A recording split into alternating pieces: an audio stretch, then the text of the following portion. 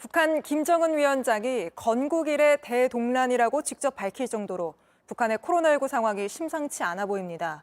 북한은 어제 하루에만 코로나로 21명이 숨졌고 증상을 보이는 환자도 17만 4천여 명이 늘었다는 사실을 추가로 공개했습니다. 북한이 밝힌 숫자가 이 정도고요. 무증상자 수와 또 감염 검사가 어려운 북한의 상황을 고려하면 실제 확진자 수는 훨씬 더 많을 것으로 추정됩니다. 자칫 사망자가 수십만 명 나올 수 있다는 우려도 벌써부터 나오는데요. 민심이 동요할 것을 우려해 김정은 위원장이 자신의 상비약까지 내놓았다고 합니다. 먼저 북한의 코로나19 상황부터 김재현 기자가 보도합니다. 조선중앙통신은 어제 하루 17만 4,400여 명이 새로 증상을 보였다고 밝혔습니다.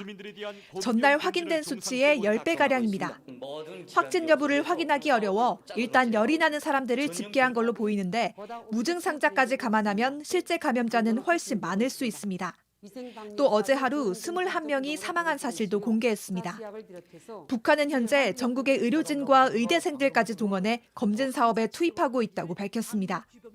상황이 심각하게 돌아가자 김정은 북한 국무위원장이 오늘 정치국 협의회를 주재했습니다. 이 자리에서 김 위원장은 코로나19 확산에 대한 위기감을 드러냈습니다.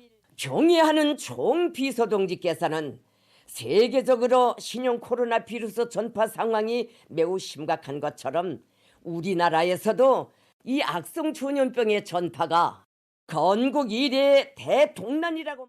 코로나19 사태가 노동당의 무능과 무책임에서도 비롯했다며 당 조직을 질타했습니다. 그러면서 방역 투쟁을 강화해 얼마든지 위기를 극복할 수 있다고도 했습니다. 지금 상황이 통제 가능한 수준이라고 주민들을 안심시키려는 의도로 해석됩니다. 김 위원장은 제로 코로나를 내세우는 중국식 방역 대책을 따르라고 주문했습니다. 중국 당과 인민이 악성 전염병과의 투쟁에서 이미 거둔 선진적이며 풍부한 방역 성과와 경험을 적극 따라 배우는 것이 좋다고 말씀하셨습니다. 북한이 강력한 봉쇄 정책을 당분간 계속 이어갈 거라는 관측이 나옵니다. JTBC 김재현입니다.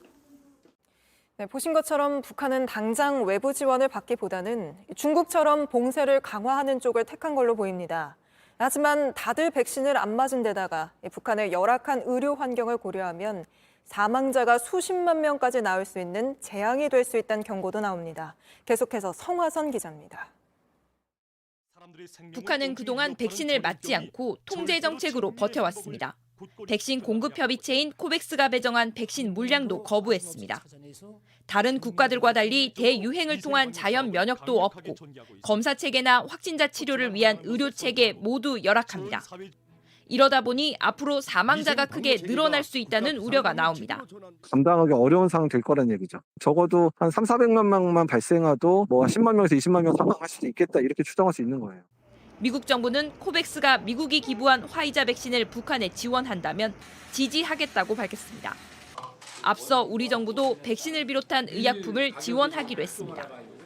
하지만 북한은 국제사회의 도움보다는 내부 봉쇄를 강화하는 쪽으로 기울었습니다. 북한에 백신을 보낸다고 해도 백신을 보관하고 유통하는 시스템이 원활하게 작동하는지도 점검해야 합니다. 화이자 백신은 영하 60에서 90도, 모더나 백신은 영하 20도에서 보관했다가 해동해야 하기 때문입니다. 콜드체인을 유지하는 것이 필요하고 그런 기술적인 문제를 해결해야 되는 과제가 하나 있고요. 전 국민의 최소한 30에서 40% 이상 맞아야지만 이 유행 접종 통제 효과가 나오게 됩니다. 대도시에 거점을 두고 보관했다가 유통하는 방안도 거론됩니다.